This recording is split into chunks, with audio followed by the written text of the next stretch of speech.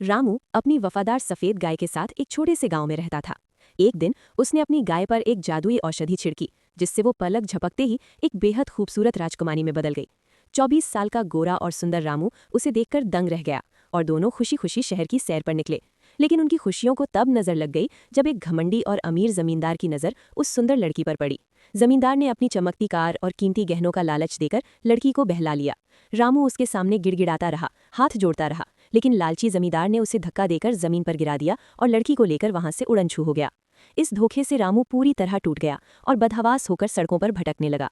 लोग उसे पागल और भिखारी समझकर उसकी ओर सिक्के फेंकने लगे, लेकिन रामू ने उन पैसों से भीख नहीं मांगी, बल्कि मिट्टी खरीदी और अपनी यादों के सहारे उस गाय की एक विशाल और सुंदर मूर्ति तैयार की।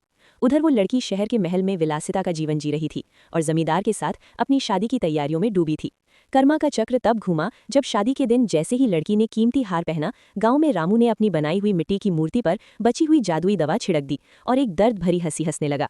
अचानक शादी के मंडप में उस लड़की के शरीर पर सफेद बाल उगने लगे, सिर पर सींग निकल आए और वो सबके सामने वापस एक गाय बन गई।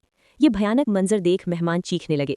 गुस्से में जमींदार ने उसे मारने के लिए डंडा उठाया, लेकिन उस बहादुर गाय ने उसे एक जोरदार टक्कर मारी और महल से भाग निकली।